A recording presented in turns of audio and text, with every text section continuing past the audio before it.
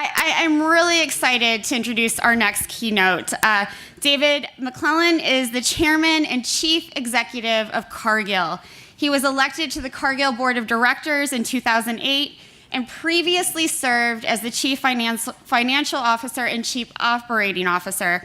He has been with the company since 1991 and has held a number of positions, including working on risk management, energy, and animal protein.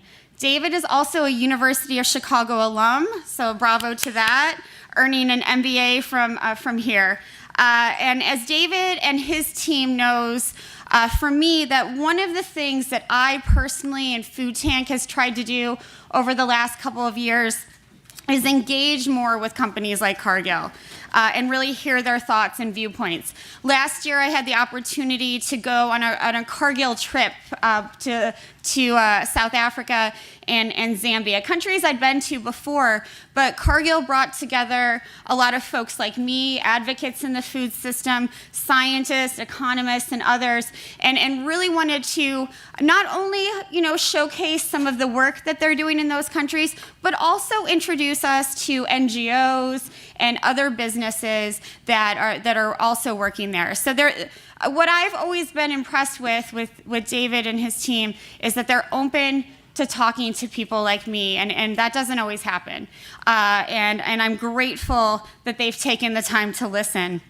And I'm really glad that David agreed to be here today and talk about the importance of creating unlikely alliances and partnerships, and why Cargill as a company thinks that those partnerships are important for the future of the food system. After he speaks, Monica Ng from WBEZ will moderate the panel on unlikely alliances, and I want you all to give David a big round of applause as we welcome him to the stage. Thank you so much.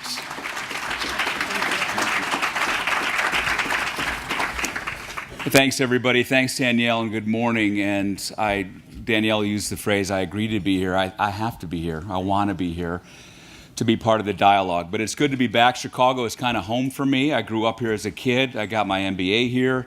A lot of friends still here. It's a great city, and I'm very happy to be back. And I will put in a shameless plug. My first baseball game was a Cubs game, 1968. So go Cubs. And I will also shamelessly, I want to say hi to my kids. They're watching on Facebook Live. So hi, kids. Your dad's doing good down here in Chicago.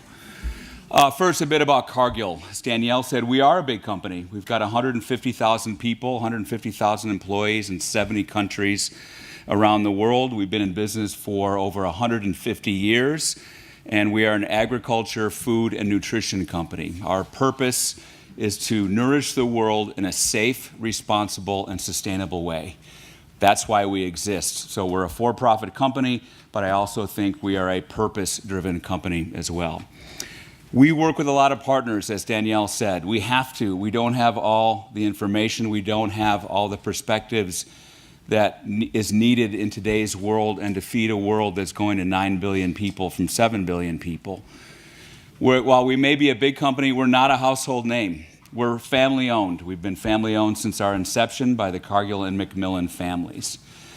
We are mostly an ingredients company, so we make that which goes into your food. We have a few consumer brands, but not many.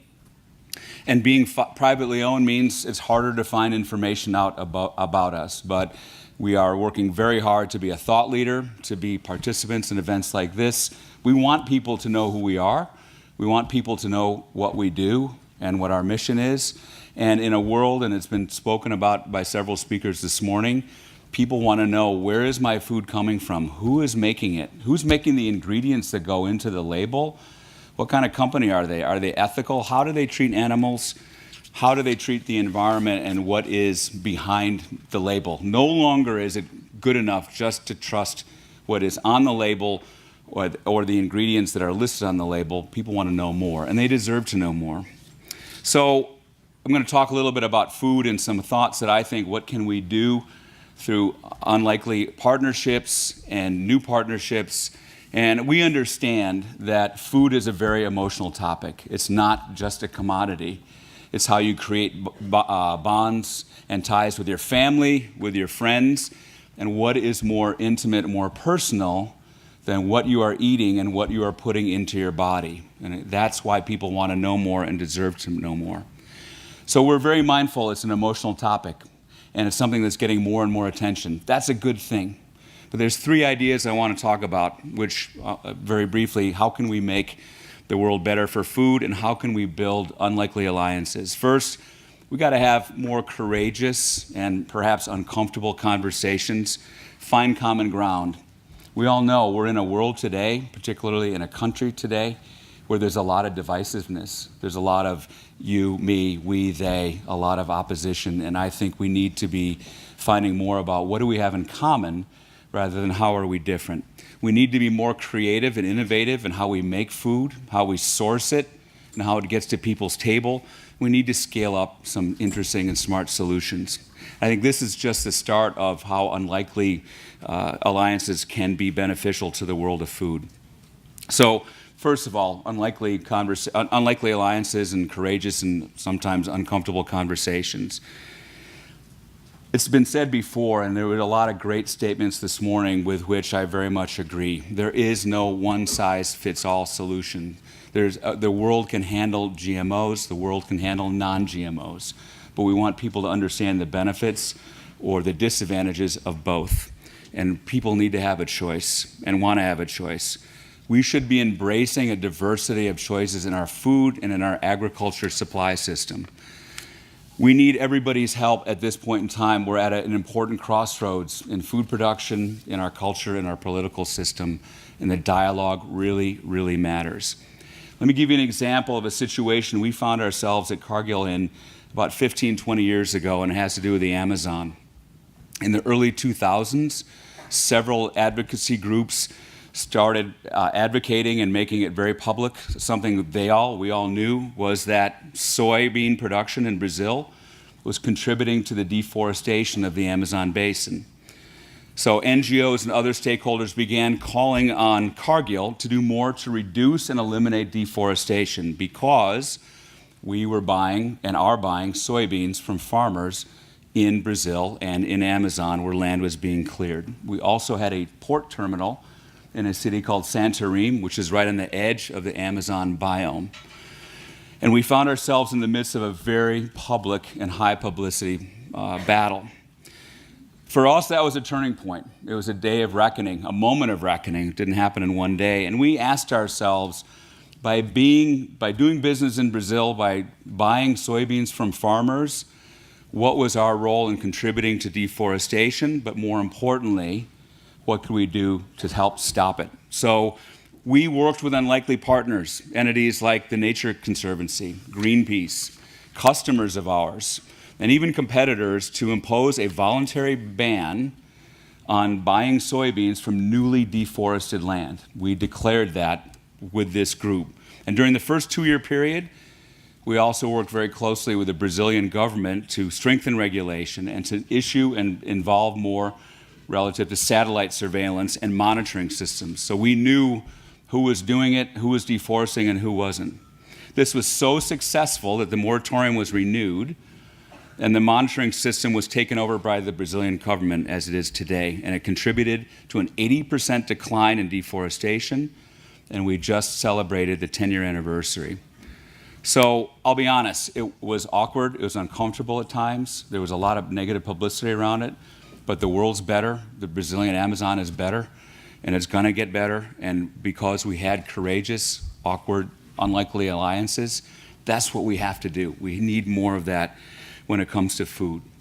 Secondly, we have to get more creative to advance new solutions. I live in Minneapolis, St. Paul, that's where our headquarters are. In North Minneapolis, if those of you are from there or have been there, you'll know there is a big issue in North Minneapolis relative to widening socioeconomic disparities, achievement gaps, like a lot of big cities in Minneapolis, in the country rather.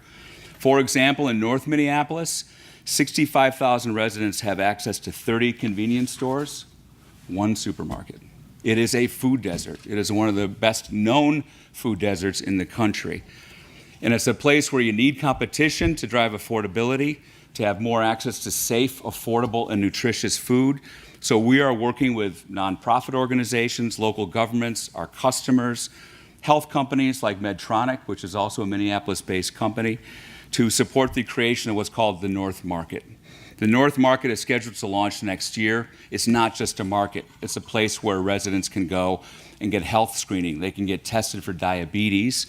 It's a one-stop shop for fresh produce, and there's a number of community services on site. This is what the world needs, and this came about because of unlikely alliances. So when we work together, such as that, we can build and create places like the North Market or help reduce deforestation in the Amazon. Finally, we need to continue to innovate and find new solutions for food that is healthier, more natural, and meets the needs of a millennial generation, but also an older generation. It's not limited to millennials, of people who want to eat more locally sourced foods or non-GM crops. There is room in the world for both. I think the private sector can help scale these solutions. We're a big company, and I know big is not popular these days, and maybe it never was for some people. But I think there's a role for big entities, big farmers, small farmers, to help solve food issues and food challenges around the world. For example, we are improving nutrition in India. We make one of the leading oils brands in India, and through fortification, we add vitamin A and D. It's a source of nutrition as well as a source of consumers' choice. We also work here in the U.S. with several other partners, including Nature Conservancy, the Environmental Defense Fund, Walmart, Kellogg's, General Mills, on something called the Midwest Row Crop Collaborative, which is helping farmers improve soil health and better appreciate the relationship between their farms, farming, and local waterways, particularly the Mississippi River. So I'd like to close by saying I think what's important is more about what brings us together, what we have in common, how we can solve problems rather than how we're different or what is good or what is bad. Unlikely alliances can help solve food problems, make the world better, make the environment better. I think we have to have more courageous and uncomfortable conversations with people who on the surface and organizations who on the surface we may not agree initially, but somewhere in there there's common ground, and together we can be better by doing it. We have to be creative, we have to be innovative, and we have to scale up the good ideas and the smart solutions. So I would say the same thing about our political system, our environment today. Let's rise above the rhetoric. Let's work together. Let's find solutions and make the world a better place. Thank you.